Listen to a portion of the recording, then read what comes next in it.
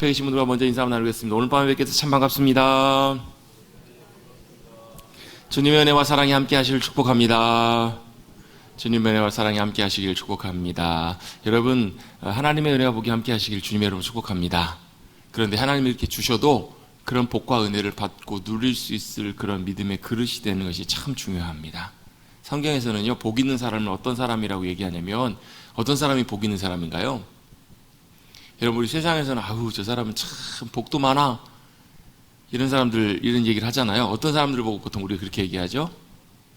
뭐 자식들도 잘 되고 건강도 잘 되고, 사실 자기 수준, 자기 어떤 능력이나 자기 위치나 이런 거에 비해서 훨씬 더 뭐랄까 더 좋은 것들, 많은 것들을 누리고 살아가는 사람을 우리는 보통 저 사람 복도 많아 이렇게 표현할 때가 참 많이 있습니다. 그런데 여러분, 그거 우리가 좋아하고 부러워할 필요가 없어요. 중요한 건 뭐냐면, 하나님께서 우리에게 적절하게 우리의 그릇만큼 채워주시고 부어주시는 하나님의 은혜와 복이 함께 하시는 건 그게 큰 복이기 때문에 그래요. 사도 바울은 내게 능력 주시는 자 안에서 내가 모든 것을 할 수 있습니다. 내가 부에 처할 줄도 알고 가난에 처할 줄도 알고, 배고파도 상관없고 배가 불러도 상관없고 많이 가져도 상관없고 적게 가져도 상관없다라고 이렇게 고백하잖아요. 왜 그렇게 고백할까요? 세상을 초연해서 그럴까요? 세상을 초월했기 때문에, 여러분 뭐 도인들처럼 다 그걸 초월해서 그럴까? 아니요, 그렇지 않아요. 사도 바울은 뭘 알고 뭘 깨닫게 됐냐면, 내 은혜가 내게 족하다라는 것, 하나님께서 내게 주신 하나님의 은혜가 부족함이 없는 하나님의 은혜라는 것을 그가 깨닫고 알았기 때문에 그래요. 그럼 그 은혜와 복을 더 많이 누리는 것, 그건 뭐예요? 귀하고 정결한 우리의 귀한 믿음의 그릇, 우리의 영혼의 그릇, 우리의 인생의 그릇을 잘 준비하면 준비할수록 하나님께서는 우리에게 더 큰 은혜와 더 큰 귀한 복으로 우리 가운데 채워주시고 함께해 준다라는 거예요. 그래서 복 있는 사람들은 어떤 사람이에요? 세상의 길을 걸어가는 길, 세상 사람들이 좋다고 하는 것, 세상 사람들이 원하는 그 길을 걸어가는 사람이 아니고, 어떻게 하나님 말씀을 통해서 그 길을 발견하고 따라가고, 주 음성 한 걸음 한 걸음 주님 앞에 따라가면서 주님 기뻐하시는 모습으로 내가 세워져 가고 변화되어 가고, 주님의 말씀으로 나를 빚어가시는 그 빚어가시는 그 그대로 빚어져 가는 인생, 그 인생이 복 있는 인생이라고 그렇게 성경은 우리에게 가르쳐주고 있어요. 우리 인생, 우리의 영혼, 우리의 삶이 그렇게 잘 빚어지고 준비되어져 갈 수 있는 사랑하는 성도님들 되시기를 주님의 이름으로 축복합니다. 그게 하나님의 은혜예요. 주님이 주시고 싶으셔도, 하나님의 비가 아무리 많이 내려도 여러분, 분명히 옥상에 장독에 큰 독에 물이 가득 차 있을 만큼 비가 많이 와 있을 것 같은데, 올라가 봤더니 비가 하나도 안 차 있는 거예요.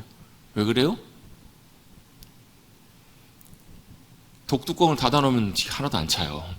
독뚜껑이 막혀있으면 하나도 안 찬다고. 비가 아무리 많이 와도 안 차는 것처럼, 여러분 우리의 영혼, 우리의 심령, 우리의 인생 가운데 주님의 부으시는 은혜와 복 늘 사모함으로 주님 앞에 믿음으로 나아가셔서 잘 준비되심으로 하나님의 복과 은혜를 누리시는 사랑하는 성도님들 되시기를 간절히 다시 한번 주님의 이름으로 축복합니다. 아멘. 그것이 여러분 우리의 인생에 굉장히 중요한 일이기 때문에 그래요. 왜? 우리의 인생은요, 시작하신 분이 하나님, 우리의 인생에 시작이 있고 뭐가 있기 때문에요? 끝이 있기 때문에 그래요. 우리의 인생은 시작과 끝이 있습니다. 그래서 성경에서 이야기는 뭘로 시작하냐면 하나님의 창조의 이야기로 시작을 해요. 하나님의 창조가 뭐예요? 하나님의 창조는 하나님이 만드신 세상을 어떻게 하나님이 만드셨다? 하나님이 원하시고 기뻐하시는 대로, 말씀대로 하나님이 창조하셨다는 말씀은 무슨 말이냐면, 하나님이 말씀하신 대로 그대로 세상이 되었잖아요. 그랬더니 어때요? 하나님 보시기에 심히 좋았더라라고 말씀하세요. 하나님 보시기에 아름답고 완전한 모습으로 세상의 천지만물이 그렇게 지어진 거예요. 그게 뭐라고요? 창조세계라고요. 하나님이 만드신 천지만물은 하나님 보시기에 참 아름다운, 하나님이 기뻐하시는 모습으로 그대로 지어지고 완성되었어요. 그래서 거기는 뭐가 있냐면요, 하나님의 생명이 함께 하세요. 또 거기는 뭐가요? 하나님 기뻐하시는 하나님의 기쁨이 또 평안이 가득한 곳, 말 그대로 하나님이 완성하신 완전한 세상이 창조의 세상이었어요. 이게 하나님의 창조의 역사예요. 이게 창세기 1장과 2장에 나오는 하나님의 창조의 역사예요. 거기에는 조금도 부족함이 없었고요, 모든 것이 풍족했고 모든 것이 완전한 하나님의 세상이었다고요. 그런데 문제가 뭐예요? 어디서부터 문제가 시작해요? 하나님께서 이 세상을, 하나님께서 하나님 형상대로 만드신 인간 아담에게 맡겨 놓으시고, 아담이 뭐예요? 범죄함으로 인해서 이 땅에 죄가 들어오고 하나님의 창조의 세계의 질서와 모든 하나님의 창조가 깨어지면서 문제가 생긴 거예요. 죄로 인해서 창조의 하나님의 모든 생명과 모든 것들이 이 땅으로부터 끊어져요. 그러니까 그때부터는 뭘 하는 거예요? 그때부터는 이 땅에 죄가 들어오고 어둠이 들어오고 창조 이전 상태처럼 혼돈과 공허함과 어둠이 온 땅을 가득해요. 여러분, 우리 인생 살아가는 인생에 보면 물론 어떨 때 때때로 보면 기쁨도 있고 즐거워하는 인생도 있어요. 그래서 우리 인생을 뭐라고 얘기해요? 희노애락이라고 하잖아요. 기뻐할 때도 있고 즐거워할 때도 있어요. 그런데 또 뭐 또 가득해요? 슬픔과 아픔과 노여움도 가득해요. 여러분, 우리 인생이 끝날 때 어떻게 끝날까요? 믿음 없이 끝나는 인생은 잘 살았다 생각하지만 착각이에요. 여러분, 주님 믿는 믿음 없이 여러분 죽음에 대한 죽음 이후에 준비 없이 죽는 인생은 여러분 그 인생은 정말로 영원한 비참한 영원한 멸망이 우리를 기다리고 있다고. 왜요? 죄가 이 땅에 들어오기 시작하면서 죄의 결과로 이 땅에 죽음이 들어오고 죽음 이후에 뭐가 있어요? 사람이 한 번 죽는 것은 사람에게 정하신 것이래요. 정해놓으신 거래요. 사람 반드시 죽어요. 근데 그 이후에 뭐가 있다고요? 반드시 주님의 심판이 기다린다라는 거예요. 무슨 심판이요? 우리 죄에 대한 하나님의 영원한 심판이 우리를 기다리고 있어요. 그래서 여러분, 우리 인생이 죽음이 참 비참하고 참 우리 죽음이 슬픔과 애통함으로 가득 찰 수밖에 없는 거예요.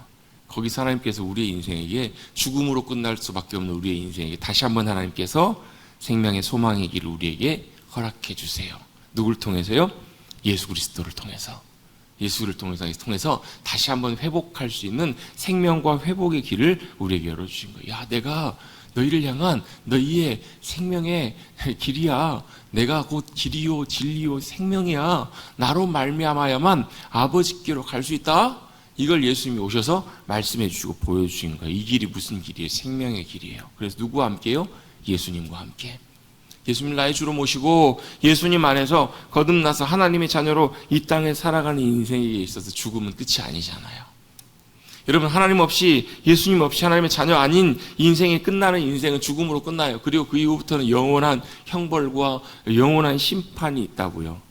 그런데 여러분, 하나님 안에서 주님이 주시는 놀라운 은혜를 힘입어 주님의 생명을 누리고 살아가는 인생은 그런 그리스도인들의 죽음은 끝도 아니고 절망도 아니고 괴로움도 아니라 아버지께로 돌아가는 영원한 생명의 소망 가운데 나아가는 그런 길과 과정이 되잖아요.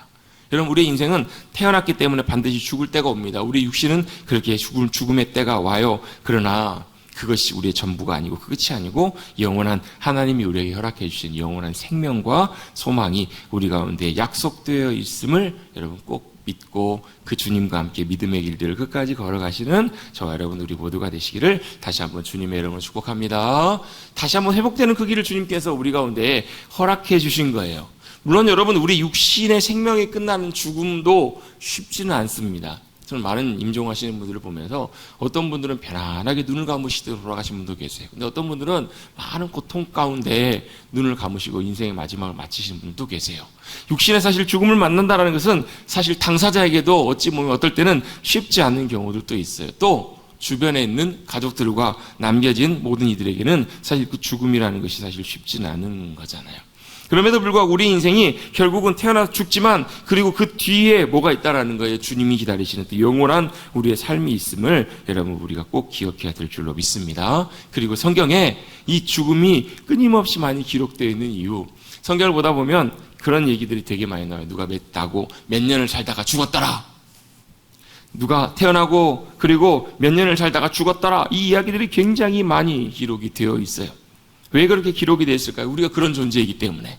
그래서 여러분, 우리는 이 땅에 살아있는 동안에 무엇을 하면서 어떻게 살 것인가, 이게 굉장히 중요합니다. 오늘 본문에도 보면 아브라함의 이야기요. 지난주까지 해서 아브라함이 아들 이삭을 하나님 앞에 드렸던, 하나님께서 그 마음을 받으셨던 굉장히 중요한 이야기가 기록이 되어 있어요. 그래서 제가 이 사건을 아브라함의 인생에 있어서 어찌 보면 하이라이트와 같은 사건이라고 말씀드렸던 이유가 이거예요. 이 사건 이후부터는 사실 이제 아브라함에서부터 이제 사건의 중심과 이야기들이 조금씩 달라지기 시작해요. 다음 세대로 넘어가요. 그 대표적으로 누가요? 아내였던 사라가 127세를 향유하고 이제 드디어 이 땅에서 삶을 마칩니다. 1절입니다. 사라가 127세를 살았으니 이것이 곧 사라가 누린 횟수라. 이 말은 무슨 말이에요? 사라가 127세에 죽었다는 말이에요. 아이고, 많이도 살았네요. 우리 지금 살아가는 시대에서 127세를 사신 분들이 모르겠습니다. 비공식적으로는 있는 걸로 알고 있는데요. 사실 127세를 살면 진짜 오래 사신 거잖아요. 요즘 뭐 종종 보면 주변에도 100세 넘게 사시다가 돌아가신 분도 굉장히 좀 제법 있으세요. 제가 처음 100세 넘는 분 장례를 집내본 게 한 딱 10년 전인 것 같아요. 2014년도에 교회 부임을 했는데 가자마자 한 2주인가 지났는데 안수 집사님, 은퇴 안수 집사님 돌아가셨다는 거예요. 여쭤봤더니 몇 세시냐고 했더니 103세에 돌아가신 거예요. 그 전까지는 제가 100세 넘으신 분들 뭐 말로만 들었지 실제로는 주변에서 많이 못 뵀는데 103세에 돌아가셔가지고 장례를 제가 1월에 장례를 치렀어요. 그리고 그 해에 장례를 여러 번 치렀는데 그 중에 또 원로 목사님이 돌아가셨는데 104세에 원로 목사님이 돌아가셨어요. 건강하게 점심까지 드시고 저녁에 몸이 좀 안 좋으셔가지고 저녁에 병원 가셨다 그날 밤에 이제 소천하셨어요. 104세까지도 사시기도 하세요. 근데 127세라는 그 인생의 수완은 사실 지금으로 보면 그렇게 지금으로 보면 그렇게 적은 횟수가 아니라 굉장히 오래 사신 거지만 사실 성경 아브라함 시대 그 시대를 보면 아브라함도 170세까지 살았으니까 110세 넘게 살았으니까 또 그 위에 조금만 조상들을 올라가 보면 뭐 무드셀라는 969세까지 살았으니까 어찌 보면 지금의 기준하고는 좀 많이 다르다고 볼 수 있겠죠. 근데 어쨌든 간에 127세를 살았다. 그리고 결론은 뭐라는 거예요? 죽었다라는 거예요. 이 살았다 죽었다라는 얘기가 왜 여기 묘사되어 있을까? 성경은 창조의 하나님, 생명의 하나님이 세상의 역사를 시작하신 이야기로 시작을 해요. 그런데 우리의 인생은 하나님이 주신 생명으로 이 땅에 시작됐다가 뭘로 끝난다라는 거예요? 죽었다 이걸로 끝나요. 그래서 성경에 나와 있는 모든 인생들은 태어났다, 그리고 몇 년을 살다가 죽었다, 이렇게 인생이 묘사가 되는 거예요. 그리고 그 중간에는 딱 뭐라고 묘사되는가? 딱 한 가지로 묘사돼요. 주님과 동행하며 믿음으로 살았더라. 아니면 제멋대로 자기 길 살았더라. 다윗처럼 하나님과 동행하며 살았더라. 아니면 여로보암이나 아합처럼 다른 길, 하나님이 기뻐하시지 않는 길, 자기 마음대로 사는 길들을 살았다, 죽었더라. 이렇게 두 가지로 묘사가 되어 있는 거예요. 여러분, 우리 인생은 무엇했더라 말았더라. 사실 이것으로 여러분 우리의 인생을 정리하시는 것이 아니라 하나님을 보실 땐 딱 요것만 보신다는 거예요. 하나님과 믿음으로 동행하는 삶을 살았는가? 아니면 내가 하나님과 상관없이 내 인생길 내 마음대로 살고 살았는가? 여러분, 우리는 사람의 인생을 얘기할 때 뭐라고 얘기를 해요? 어떤 직책을 했고, 뭐 대통령을 했고, 뭐 국무총리를 했고, 국회의원을 했고, 뭐 자수생각을 해가지고, 뭐 엄청난 큰 회사를 이뤘고, 엄청난 성공을 이뤘고, 많은 업적을 이뤘고, 이런 삶들을 살았더라. 이렇게 우린 사람들의 인생에 대해서 얘기를 해요. 근데 하나님께서 보실 때는 뭐만 보신다고요? 대통령, 그래서 어쩌라고. 성공한 사업가, 그래서 어쩌라고. 하나님 보시는 건 딱 하나만 보신다라는 거예요. 하나님과 믿음으로 동행하는 삶을 살았는가? 주님과 함께 했는가? 여러분, 하나님이 보시기에 어떠했는가? 여러분, 그것만 진짜 우리 인생이고 남는다라는 거예요. 여러분, 우리 인생 언제 맞춰질지 몰라요. 인생의 시간들이 점점 빨리 가잖아요, 여러분. 시간이 갈수록. 여러분, 그 말도 이제 옛말인 것 같아요. 뭐 40대 40km 가고 50대 50km 가고, 그건 제가 볼 때는 그 말도 별로 안 맞는 것 같아요. 정말로 손살같이 쑥 우리의 인생이 지나가요. 여러분, 우리의 인생의 마지막 순간에 주님 앞에 서기 직전에 주님 앞에 설 때 하나님께서 우리의 인생을 보실 때 어떻게 보실까? 목사로 살았는가? 뭐 장로 권사 집사로 살았는가? 여러분, 그게 중요한 것이 아니라 그건 직분이에요. 직분, 직책이라고요. 진짜 우리에게 중요한 것은 우리의 그 인생의 생과 사 중심의 가운데, 내 인생의 걸음 가운데 태어나서 죽었더라 그 사이에 어떤 인생을 살았는가? 하나님과 믿음으로 동행하는 인생을 살았는가? 아니면 내가 원하는 인생, 내가 좋아하는 거 따라가다가 내 인생 맞췄는가? 여러분, 우리의 인생을 하나님 앞에서 잘 점검하시고 하나님이 기뻐하시는 주님과 동행하는 정말 영원히 주님 기쁘시게 드리는 복된 삶을 살아가시는 저와 여러분 되시기를 주님의 여러분 축복합니다. 여러분, 안 믿는 사람들은요, 어떤 인생을 잘 살았다 생각하냐면 이렇게 생각해요. 내가 좋아하는 대로, 내가 원하는 거 다 이루고 인생 마쳤다 그러면 내가 잘 살았다고 생각해요. 뭐 건강하게 하고 싶은 거 다 하고 이룰 거 다 이루고 뭐 충분히 다 하고 살았으면 잘 살았다. 근데 여러분, 죄송하지만 착각이에요. 하나님 앞에 섰을 때, 과연 정말 하나님 앞에 섰을 때도 내 인생을 잘 살았다 이렇게 얘기할 수 있을까? 그건 그렇지가 않다라는 거예요.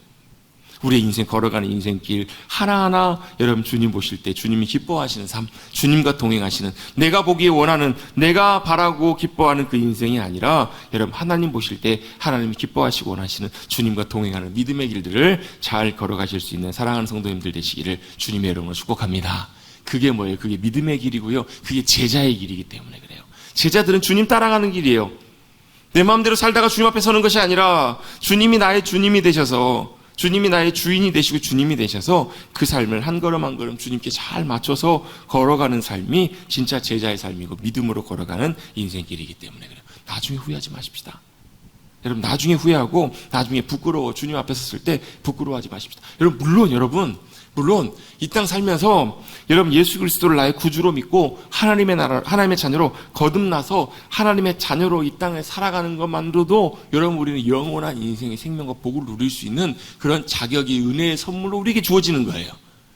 우리가 이 땅에 잘 살았고 못 살았고 그게 중요한 게 아니라 우리가 하나님의 은혜로 예수 그리스도를 나의 구주로 믿고 영접함으로 내가 하나님의 자녀가 된 것, 그것만으로도 여러분 비할 수 없는 큰 은혜이고 복이에요.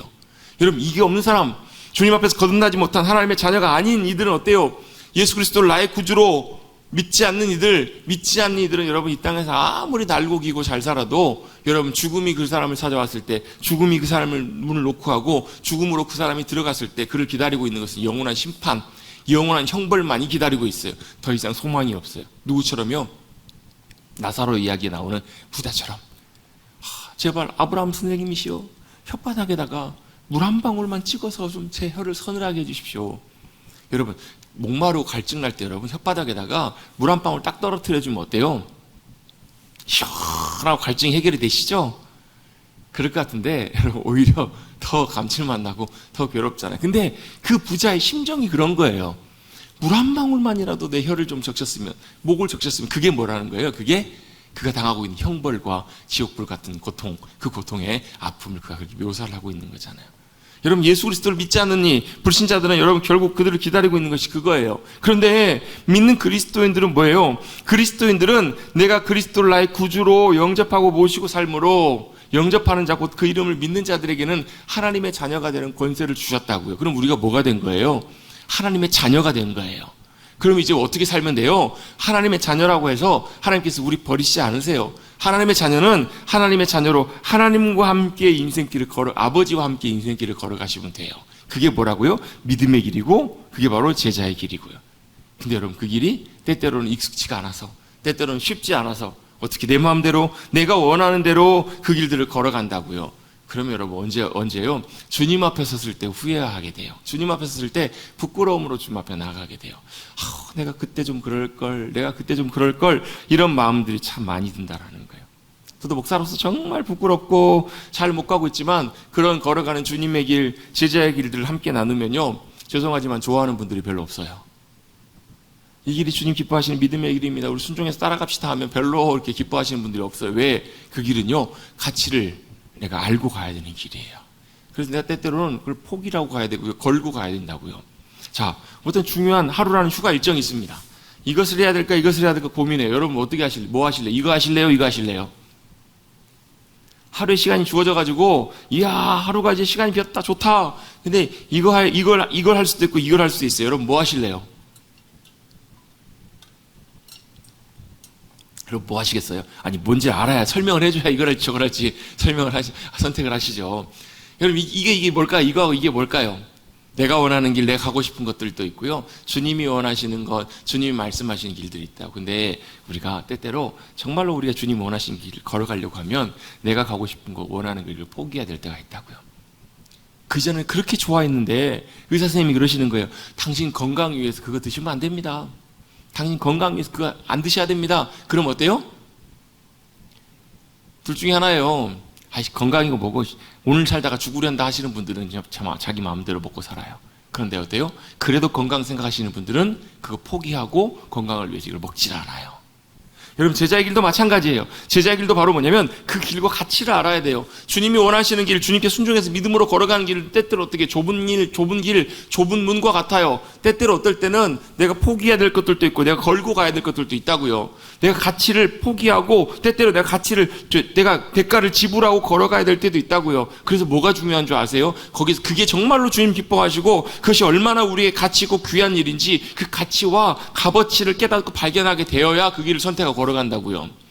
주님 따라가는 길들이, 주님 앞에 믿음으로 나가는 길들이 마치 뭐처럼요, 예수님이 천국 비유에서 보면 밭에 감추인 보화의 얘기를 보여주시잖아요. 여러분 우리는 삼자 입장에서 보기 때문에 그 이야기가 여러분 그냥 먼 나라 이야기처럼 들리는데, 밭에 보다가 우연찮게 거기에 보화가 감춰져 있는 걸 발견하고 이 사람이 그 밭을 사기 위해서 어떻게 해요? 자기의 소유와 집과 모든 것을 다 팔아요. 다 팔고 그걸 가지고 그 밭을 샀다고요. 그 주변 사람들이 뭐라고 하겠어요? 야 미쳤냐, 그걸 뭐하러 사냐, 그걸 뭐하러 사, 그 밭 뭐 하려고 거기서 먹고 살래? 그거 뭐 하려고 그렇게 사? 근데 그 사람은 뭐라 그래요? 그 사람은 아무 말 하지 않고 웃어요. 아, 그래? 그런 게 있어? 이렇게 넘어가요. 왜요? 그 사람은 그 밭 안에 있는 보화의 가치를 발견했기 때문에 그래요. 천국의 길을 걸어가는 것, 믿음의 길들을 걸어가는 것, 주님께 내 삶을 맞추고 주님과 동행하는 삶을 걸어가는 것은요, 이런 것들이 없이는 사실 걸어갈 수 없는 길들이거든요. 주님 말씀하시는 길, 그 길은 때때로 내가 순종이 필요하고요, 내 헌신이 필요하고요, 내 결단이 필요할 때가 많아요. 어떻게 해요? 주님의 가치, 주님이 기뻐하시는 것, 주님의 영광과 주님의 놀라운 영원한 그 귀한 것들을 보고 거기에 모든 것을 걸고 따라갈 수 있는 사람, 기꺼이 대가를 지불하고 따라갈 수 있는 사람들이 걸어갈 수 있는 길이기 때문에 그렇더라는 거예요. 여러분, 주님의 길과 내가 원하는 길, 그 사이에 섰을 때 여러분 제자의 길을, 주님이 원하시는 그 길을 잘 선택해서 걸어가실 수 있는 사랑하는 성도님들 되시기를 주님의 여러분 축복합니다. 그럼 그 길 걸어가면 뭐 주님이 우리에게 뭐 대단한 복을 주시고 엄청난 걸 주시는가? 주실 수도 있고 안 주실 수도 있어요. 상관없어요. 그런데 왜요? 누구처럼? 세례요한처럼. 세례요한은 어때요? 예수님 자기 따르던 사람들이 예수님 다 따라가니까 어떻게 해요? 우리 보통 사람들 같으면 어떻게 속상할 거예요, 서운할 거예요, 비교할 거예요, 시기가 생길 거예요. 근데 세례요한은 눈 하나 깜짝하잖아요. 왜 그래요? 세례요한은 진짜가 뭔지를 보았어요. 야, 내게 있는 사람들이 모든 사람이 한 사람도 남지 않고 다 가는 것, 그거 내가 원하는 바다. 이렇게 얘기를. 왜요? 진짜 따라야 될 분이 누구시고 진짜 우리가 모든 걸 걸고 따라가야 될 분, 그분이 누구신지를 그는 보았기 때문에 그래요. 나는 신랑이 아니야, 신랑의 친구로서 신랑이 신부를 얻을 때 기뻐하는 그 기쁨만으로 나는 너무 큰 기쁨을 난 누릴 수 있어. 여러분, 그 믿음의 고백이 여러분 얼마나 귀한 믿음의 고백인지 몰라요. 여러분, 주님이 영광 받으시고 주님이 기뻐하시면 그것으로 충분한 줄로 믿습니다. 봐봐요, 우리는 여전히 우리 마음속에 우리의 기쁨, 우리가 원하는 것들 여전히 남아있거든요. 우리는 많이 그래요. 주님도 영광 받으시고 나도 잘 되고, 주님도 영광 받으시고 나도 기쁘고, 이걸 여러분 우리는 많이 생각한다고요. 죄송하지만 여러분 주님은, 주님의 영광은 주님만 받으시는 거예요. 근데 진짜 주님 따라가고 주님이 우리의 주님이 되시는, 정말로 주님이 내게 소중한 분이시고 주님 사랑하면 다 드려도 아깝지가 않다고요. 부모님 마음 있잖아요. 부모님 마음은 어때요? 자식들에게 다 죽어도 아까워요, 안 아까워요? 아깝지 않는 거, 그게 부모의 마음이, 그게 사랑이거든요. 그것처럼 여러분, 우리가 주님 사랑하면 그게 가능해져요. 여러분, 우리가 주님이 우리를 그렇게 사랑해 주신 것처럼, 마치 뭐처럼 우리 지난주에 아브라함이 이삭을 바치려고 했을 때 하나님께서 막으시잖아요. 됐다, 안 바쳐도 된다. 그런데 누구는요? 하나님 아버지는 그 믿음의 조상 아브라함, 그 후손들을 위해서 실제 자기 하나뿐인 아들, 그곳에 다시 십자가에서 못 박아 죽이실 때 주님은 우리를 위해서 기꺼이 내어주시면서 그 아들의 소리를 외면하시잖아요. 아버지 왜 나를 버리십니까? 그 왜 예수님이 왜 그렇게 부르시셨을까요? 인간의 절망, 인간 존재로적인 절망이거든요. 여러분 그렇잖아요. 사랑하는 가족을, 사랑하는 자식을, 사랑하는 남편을 여러분 갑작스럽게 떠나보내야 될 때 마음이 어때요? 죽는 것보다 고통스럽잖아요. 근데 하나님께서는 그 아픔과 고통 앞에서, 예수님은 그 십자가에 죽으시면서 그 고통과 아픔을 충분히 감내하시면서, 다 감내하시면서 죽으심에 하나님과 아버지와 분리되는 그 자리까지 나가실 수 있었던 이유는 뭐라는 거예요? 그게 하나님 아버지의 사랑이시라는 거예요. 너는 나를 위해서 이삭을 바치려고 했지만 내가 그 마음만 받았다. 근데 나는 마음이 아니라 실제로 너희를 위해서, 이 땅을 위해서 내 아들을 준다 하시면서 보여주신 것이 주님의 십자가의 사랑이시잖아요. 로마서 5장에 말씀하세요. 의인을 위해 죽는 자가 혹이 있고 선인을 위해 죽는 자가 혹이 있을지 모르겠지만 하나님께서 자기의 사랑을 어떻게 보여주셨다고요?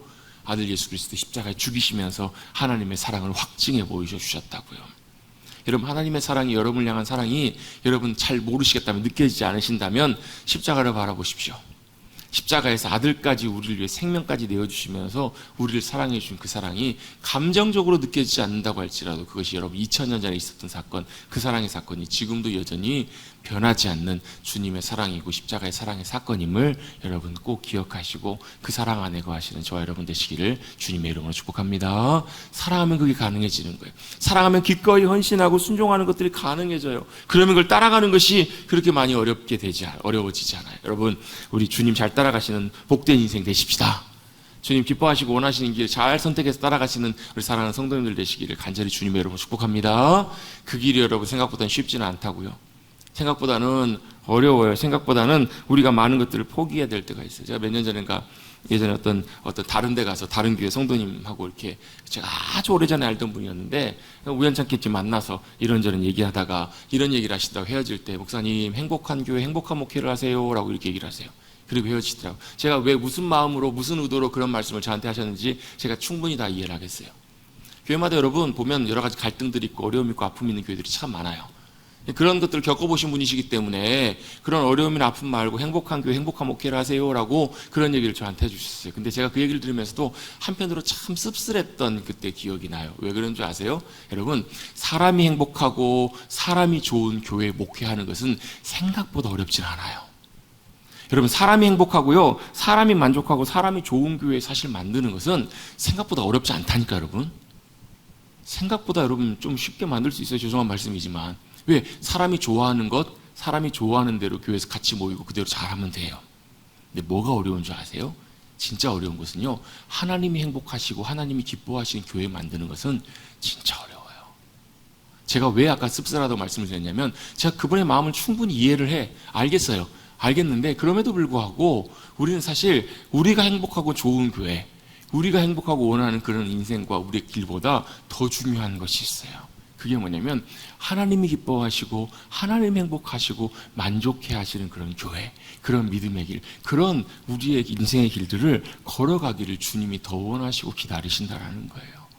과연 그런 교회들이 이 땅에 얼마나 있을까? 죄송하지만 제가 눈으로 볼 때는 그렇게 많지 않아요. 제 눈으로 볼 때는 쉽지 않아요. 왜요? 왜 그럴까요? 그 길들 걸어가는 것이 생각보다 쉽지 않기 때문에 그래요. 사도 바울, 여러분 성경에서 보면 사도 바울 참 귀한 인생이잖아요. 여러분 성경의 신약의 절반 이상을 기록했던 사람이 사도 바울이잖아요. 여러분 사도 바울이에요. 참 귀한 사도 바울인데 그가 여러분 가는 사역하는 그 자리자리마다 많은 영혼들이 주님 만나기도 하고 주님께로 돌아오고 영혼들이 세워지기도 하고 그랬어요. 교회도 많이 세워져서 가는 곳마다 가는 지역마다 하나님의 교회가 많이 세워졌어요. 근데 가는 곳마다 또 뭐가 많은 줄 아세요? 대적들이 그렇게 많았어요. 사도 바울을 공격하고 사도 바울을 대적하고 사도 바울의 적들이 그렇게 많았다고요. 그때 사도 바울이 했던 말이 있어요. 갈라디아서 1장에 보면 이런 표현이 있어요. 내가 사람에게 좋게 하랴, 내가 하나님께 좋게 하랴, 내가 사람의 기쁨을 구하는 것이었다면 하나님의 종이 아니다라고 사도 바울이 이런 고백을 해요. 이게 뭘 의미하는 걸까요? 여러분 사람들 잘 맞춰가면서 사람들과 잘 걸어가는 그 길들, 사도 바울은 그 길을 걸어가지 않겠다라고 본인 스스로 결단하는 거예요. 나는 사람들의 기쁨보다 하나님이 기뻐하시고 원하시는 그 길을 내가 선택해서 걸어가겠노라고. 하나님 앞에서는 사람들 앞에 조금도 타협하지 않겠다고. 사실 어찌 보면 그런 태도와 자세들 때문에 사도 바울이 가는 곳마다 많이 더 부딪혔을지 모르겠어요. 더 많은 대적들이 생겼을지 모르겠어요. 그런데 중요한 건 뭐예요? 그 마음의 중심을 하나님께서 보시고 아시지 않으셨을까? 그의 여전히 인생 가운데 미숙함. 그래서 여러분 사도 바울이 1차 전도여행 가다가 누구예요? 어찌 보면 자기에게 은인과 같은 바나바와 크게 다투잖아요. 2차 전도여행 생길 때. 아마 제가 볼 때는 사도 바울의 성격이 바나바와 굉장히 많이 달랐던 것 같아요. 사도 바울은 전혀 굽히지 않는 거예요. 마가를 데리고 가야 된다 말아야 된다, 여기서 큰 의견이 갈리잖아요. 사도 바울이. 사도행전 있다 보면 그 내용들이 나올 텐데 크게 의견이 갈려요. 그럼 어떻게 해요? 그 바나바와 사울이 갈라서서 자기의 길을 따로 걸어가게 되잖아요. 어찌 보면 한편으로는 좀 이해해주고 한 길로 한 마음으로 가지, 그렇게 볼 수도 있겠지만 하나님께서 사도 바울에게 책망하시진 않으셨던 것 같아요. 왜 그럴까요? 사도 바울이 여전히 부족함, 거침 그런 것들도 있었겠지만 사도 바울 마음 중심 가운데 뭐가요? 분명하게 있었을까요?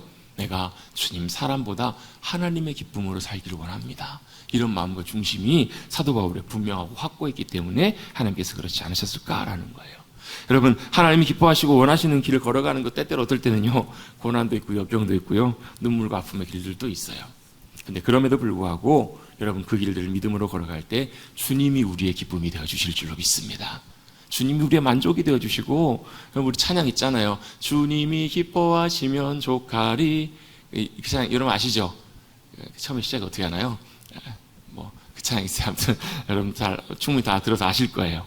주님이 기뻐하시면 족하리. 그게 여러분 그냥 찬양으로만 끝나는 것이 아니라 정말로 나의 고백입니다. 이렇게 믿음으로 나갈 때 주님께서 우리의 마음 중심 받으시고 참 기뻐해 주실 줄로 믿습니다. 제가 지금까지 쭉 나눴던 얘기는 사실 1절에 해당되는 내용이에요.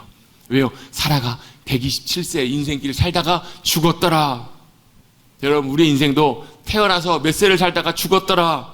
여러분 언젠가 이 선포가, 이 고백이 나오게 될 때 그 안에서 여러분 주님과 믿음으로 동행하며 살았더라, 주님의 믿음의 귀한 통로로 살았더라, 주님이 기뻐하신 인생 살았더라, 여러분 이렇게 주님이 보실 때 평가해 주시고 기뻐해 주시는 저와 여러분의 복된 인생 되시기를 주님의 이름으로 축원합니다. 여러분 많은 업적, 많은 일, 그것보다도 여러분 오늘 우리의 인생이 끝나더라도, 여러분 정말로 우리 인생 아무도 모르잖아요. 이번에도 제가 명절 때 갔더니 바로 저희 아버님 계신 고향 옆에 시골교회 목사님 그 사위가 인도네시아 선교사로 선교사 사역을 헌신하다가 그곳에서 사역하다가 갑작스럽게 쓰러져가지고 병원에서 이제 병원에 실려갔는데, 뭐 인도네시아는 병원이 그러다 보니까 이게 뇌출혈로 쓰러진 건지 심장마비로 쓰러진 건지 이것도 정확하게 확인이 안 돼가지고 급하게 국내로 이송을 하려고 이제 비행기로 이송을 해왔는데, 그 다음날 이제 주님 부르심을 받았어요. 40대 이 땅의 삶을 마쳤어요. 그 이제 사모님 되시는 분, 선교사님 사모님 되시는 분도 이제 40 중반이에요. 아이들도 아직 이제 뭐 이제 학교 다니는 나이였던 걸로 제가 들어요. 그럼 참 주님 복음 전하기 위해서 타국에 가서, 그분도 이제 태권도 선교사로 태권도 시범 보이고 그랬었는데 태권도 시범 보이다 갑자기 쓰러져가지고 병원으로 후송됐다가 여러분 삶을 마치게 됐어요.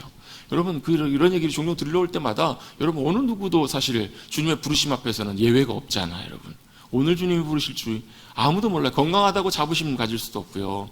아무도 모르잖아요. 저는 참 요즘 갈수록 그런 생각들이 많이 들어요. 뉴스에도 보면 명절 때 가다가 갑자기 뭐 역주행하는 차량에 갑자기 30대 가장이 교통사고로 세상을 떠나기도 하고, 뭐 부모님 뵈러 갔다가 사고로 갑자기 세상을 떠나기도 하고, 이런 얘기 들을 때마다 아 그렇구나, 우리의 인생의 마지막 날이 언제 우리에게 올지도 아무도 모르겠구나. 여러분 우리의 인생의 마지막 날이 오늘 오더라도 주님 앞에서 주님 기뻐하시는 모습으로 복된 영혼으로 서실 수 있는 저와 여러분 되시기를 간절히 주님의 이름으로 축복합니다. 아멘. 주님의 은혜를 구하시고 여러분 사라의 인생이 맞춰진 것처럼 우리의 인생도 맞췄을 때 여러분 우리도 그렇게 주님의 기쁨으로 나가실 수 있는 사랑하는 성도님들 되시기를 다시 한번 주님의 이름으로 축복합니다. 사라가 죽었습니다. 그런데 사라가 죽자 누가요? 2절 보시면 아브라함이, 남편이었던 아브라함이 들어가서 사라를 위하여 슬퍼하고 애통해 합니다. 여러분 당연히 사랑하는 아내가 죽었으니까 슬퍼하고 애통하겠죠. 이건 여러분 사람의 인지상정입니다. 누구나 다 그럴 수 있습니다. 누구나 다 슬퍼하고 애통하게 될 것입니다. 그런데 또 이제 일어나서 아브라함은 뭘 해야 되나요? 현실적인 일들을 해결해 나가야 돼요. 바로 사라를 장사하는 일이에요. 장례를 치르는 일입니다. 그가 일어나서 사람들 앞에 일어나서 해쪽 속, 거기에 사람들 거민들 해쪽 속에 가서 이렇게 얘기를 합니다. 4절입니다. 4절 같이 한번 읽어보겠습니다. 시작. 나는 당신들 중에 나그네요 거류하는 자이니 당신들 중에서 내게 매장할 소유지를 주어 내가 나의 죽은 자를 내 앞에서. 아멘. 아브라함이 이렇게 얘기를 합니다. 장사를 하게 허락해 달라고 하면서 자신을 뭐라고 소개를 하죠? 나는 당신들 중에서 나그네요 거류하는 자입니다. 이렇게 얘기를 합니다. 그 말은 무슨 얘기예요? 이 땅에 사는 진짜 사람이 아니라는 거잖아요. 백성이 아니라는 거예요. 거류하는 사람이라, 나그네라는 거예요. 여러분 옛날에 그 최희준 씨인가요? 아니 누구죠? 그 인생 나그네 하숙집이군요. 죄송합니다. 나그네길 뭐 관련된 노래가 있었던 것 같은데, 여러분 우리 인생을 뭐라고요? 나그네길이라고 표현하고 있어요. 이 땅에 우리의 본 집이 아니라 나그네길이다. 자기 자신을 이렇게 표현해요. 우린 나그네다. 그리고 이 땅에 잠깐 머물러 거류하는 사람이다. 그래서 내가 당신들 가운데 매장할, 내 아내를 매장할 소유지를 주어서 나의 죽은 자를 장사하게 좀 협조해 주십시오라고 협조를 구하고 있어요. 이 땅이 내 땅이 아니니까. 근데 여러분 여기서 사라의 죽음으로 시작했던 이 이야기, 창세기 23장의 이야기가요, 이 사라의 죽음을 통해서 굉장한 중요한 사건 하나를 우리에게 보여주는 것을 우리 성경을 통해서 볼 수가 있어요. 사실 어찌 보면 아브라함 입장에서 보면 아브라함이 아내가 죽었기 때문에 당연히 이제 매장을 하고 장사를 치르겠지만 그것이 여러분 엄청난 사실을 결과를 나타낸다는 것을 나중에 성경을 통해서 볼 수 있어요. 자, 나그네가 뭐라고 표현했죠? 이 땅에 자기가 나그네로 산다고요. 이 땅에 자기 땅이 아니라는 거예요. 근데 이 땅에 아브라함이 어떻게 오게 됐죠? 왜 이 땅에 와서 살게 됐나요? 아니 멀쩡하게 자기 살던 갈대아 우루 하란에 살면 되는데 하나님께서 가라고 하셔서 온 땅이에요. 하나님이 가라 지시하셔서 온 땅이라고요. 근데 이 땅에 와 있으면서도 자기는 여전히 이 땅에 나그네고 그냥 있는 사람, 거류하는 사람이라고 자기 자신을 소개하고 자기 자신도 그렇게 알고 있다고요. 그런데 이 땅을 누가 해요? 하나님께서 이 땅을 너와 너의 후손에게 주리라 라고 반드시 하나님께서 약속하신 약속이 있는 그 땅이에요. 근데 실제로 지금 자기 손에는 주어진 땅이 하나도 없어요. 근데 이제 드디어 하나님의 약속이 이제 실현되기 시작한 사건이 바로 이 사건을 통해 시작되는 거예요.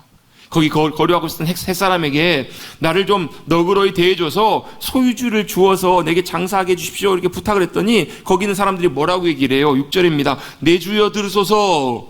이 아브라함은 굉장히 뭐예요? 존경하면서 이렇게 호칭을 하고 있어요. 굉장히 높여 부르고 있습니다. 내 주여 들으십시오. 선생님 들으십시오. 우리 말 좀 들어보십시오. 당신은 우리 가운데 있는 하나님이 세우신 뭐라고요? 지도자시라는 거예요. 자, 이 사람들이 하나님을 모르는 이방 사람들이에요. 근데 아브라함의 삶을 보면서 이들이 그 아브라함의 삶을 통해서 그들이 보고 경험했던 것, 고백하는 고백은 이거라는 거예요. 당신은 하나님이 세우신 하나님의 사람이라는 거예요.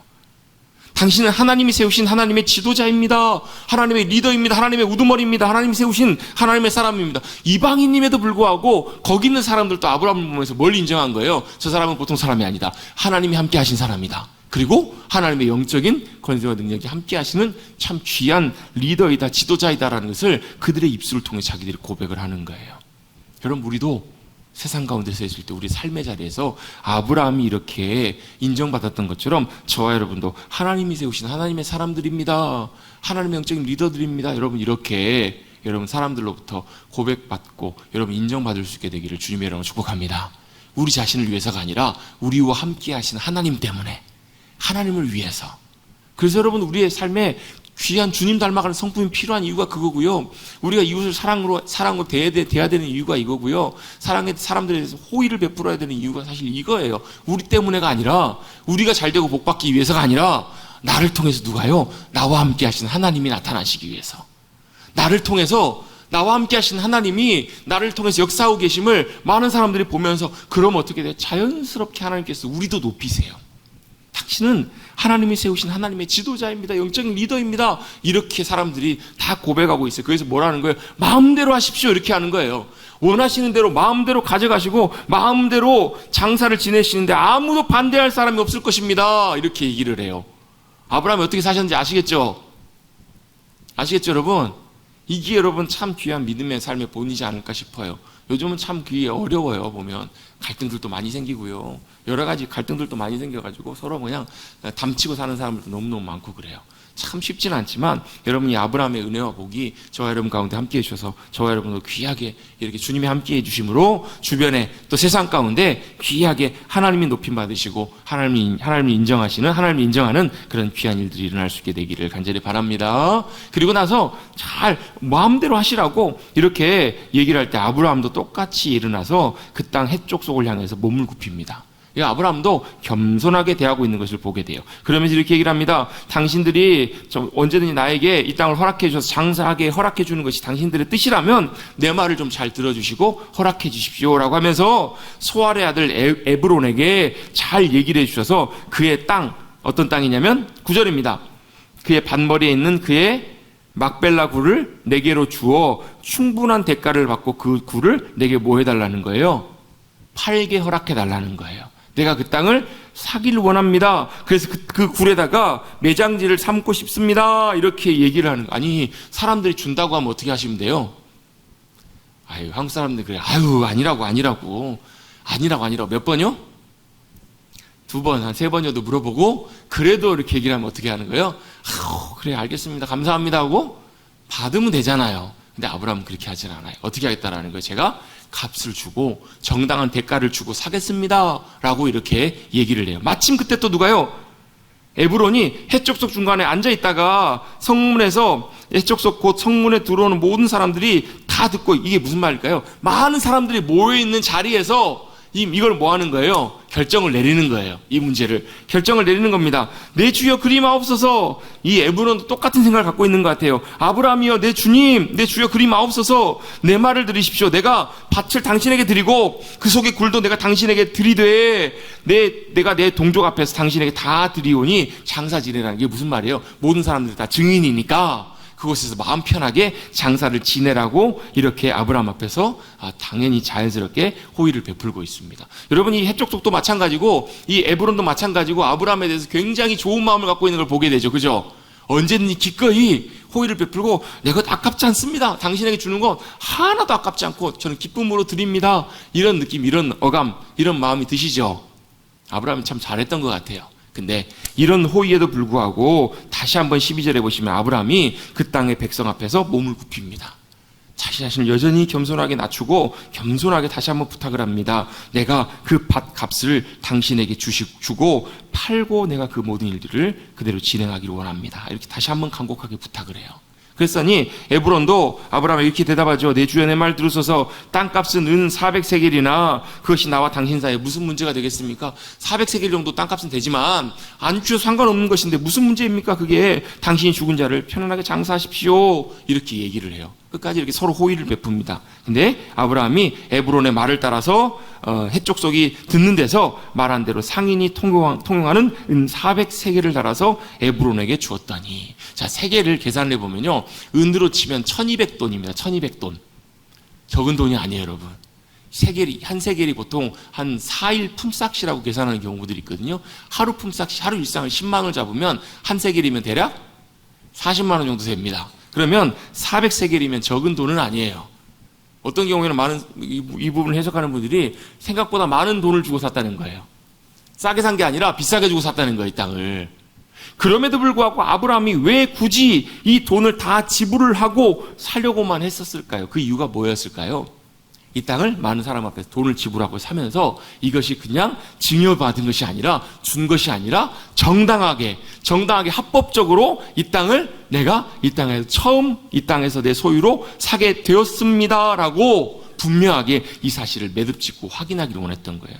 17절 18절입니다. 17절 18절에 보시면 성문에 들어온 모든 해족속이 보는 데서 아브라함의 뭐로요? 소유로 확정된지라 이렇게 말씀하고 있습니다. 이제 이 땅이 이곳이 막벨라굴이 뭐가 된 거예요? 누가 뭐라고 해도 아브라함의 분명한 소유가 된 거예요. 드디어 하나님의 약속을 따라서 부르심 따라서 말씀에 따라 순종해서 가나안 땅에 들어왔던 이곳, 지금까지 수십 년을 살면서 자기 소유, 자기 땅 하나도 없었다가 이제 드디어 사라의 죽음을 통해서 공식적으로 이 땅에 아브라함의 소유된 그 땅이 생기게 된 거예요. 누가 뭐라고 해야 돼요? 여러분, 이것이 무서운 이유가 이거예요. 이것이 중요하고 무서운 이유가 그것입니다. 이제 드디어 뭐가요? 하나님의 약속이 성취되기 시작한 거예요. 하나님의 약속이 어떻게 해요? 눈꽃만큼 성취된 거예요. 그 땅을 주님께서 주시겠다라고 약속하시고 그 땅이 여러분 막벨라굴이 얼마나 넓은지 우리는 정확히는 알 수 없지만 헤브론에 있는 그 작은 땅 막벨라굴, 그 땅이 이제 아브라함의 소유가 되면서 이제 누구의? 아브라함의 후손. 그래서 여러분 이 막벨라굴에 여러분 누가요? 아브라함과 사라, 그 다음에 이삭과 리브가 아브라함의 후손들이 여러분 여기 장사되기 시작을 해요. 나중에 야곱과 레아도 거기 장사되기 시작해요. 왜요? 거기가 하나님께 주신 약속의 땅으로 확증되었기 때문에 그래요. 하나님의 약속이 그 사건을 통해서 확증되기 시작합니다. 아브라함도 거기에 대해서는 일절 조금도 양보 없이 값을 주고 대가를 지불하고 그 땅을 구입합니다. 여러분, 우리가 주님 믿음으로 따라갈 때 굉장히 중요한 것 중에 하나가 뭐냐면요, 대가 지불이 필요할 때가 있어요. 내가 값을 치르고 따라가야 될 때가 있다. 그래서 여러분, 그건 절대 손해가 아닙니다. 여러분, 아깝게 생각하지 마세요. 여러분, 주님 믿음으로 따라갈 때, 배울 때 손해보는 것들, 내가 대가를 지불해야 되는 것들, 여러분 그것은 어찌 보면 당연하게, 그래서 여러분 이 대가 지불에는 우리 희생이 포함될 때도 있고요, 헌신과 순종이 필요할 때도 있어요. 그런데 이 대가 지불은 절대 그냥 없어지는 것이 아니에요. 이 대가 지불을 통해서 우리는 제자의 길들을 걸어갈 수 있고요, 주님 행하시는 놀라운 일들을 이루어갈 수 있기 때문에 이건 절대로 손해나 아까운 일이 아니라는 거예요. 그리고 이 사건을 통해서 이제 하나님이 아브라함에게 하셨던 약속이, 그 땅을 하나님의 후손들에게 주시겠다, 믿음의 후손들에게 주시겠다라는 그 약속이 이제 조금씩 성취되고 있기 시작한 거예요. 약속이 여러분 이루어진 것을 보면서 아브라함 무슨 생각을 했을까요? 됐다, 이제 주님이 이루신다, 주님이 이루실 것이다. 이걸 분명히 볼 수 있었을 거예요. 자, 엘리야가 기도하다가 사환에게 뭐라고 얘기를 해요? 야, 저 가서 바다에 구름이 있는가 보고 와라. 선생님, 아무것도 없는데요? 몇 번 가요? 7번을 갑니다. 7번째 갔더니 어때요? 선생님, 드디어 구름이 나왔는데 애기가 손바닥만 한데요. 그걸 딱 보고 아브라함이 뭐라고 얘기를 해요? 자, 됐다, 내려가자. 그리고 아합에게 큰 비가 올 것이니까 빨리 갖춰서 준비해서 내려가라고 이렇게 전하라. 이게 얘기를 해요. 왜 그랬을까요? 아브라함은 뭘 보았던 거예요? 하나님께서 이제 일을 시작하시는 행하심을 보았던 거예요. 손바닥만한 구름이지만 이제는 주님이 일하시기 시작하셨구나. 여러분 그 막벨라굴 작은 땅이지만 주님께서 주님의 놀라운 약속을 이루어 가시기 시작하시는구나. 그래서 예수님께서 비유로 여러분 천국 비유로 마태복음 13장에서 보면 겨자씨 비유를 말씀하세요. 겨자씨 하나만 있으면 어떤 일이 벌어진다고요? 겨자씨 하나를 심겼더니 큰 나무가 되는 것처럼. 또 여러분 빵에 누룩, 이스트, 여러분 빵 보통 만들 때 이스트 얼마나 넣나요? 조금 넣습니다. 근데 그 이스트 하나가 들어갔더니 빵 전체를 다 부풀게 한다고. 여러분 하나님의 역사하심이 시작되게 됐을 때 그게 눈꽃만큼 보일지라도 아주 작은 것일지라도 주님의 역사가 시작되면 반드시 주님이 이루시는 줄로 믿습니다.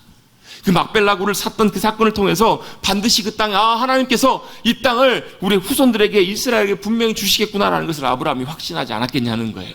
그래서 부득불을 그냥 받을 수도 있었지만 돈을 지불하고 대가를 지불하고 그 땅을 사게 됩니다. 그리고 약속을 이루실 주님을 믿음 가운데 바라보며 아마 아브라함 마음속에서는 믿음으로 주님 행하실 놀라운 일들을 그는 보고 믿었을 거예요. 바라보았을 거예요. 왜요?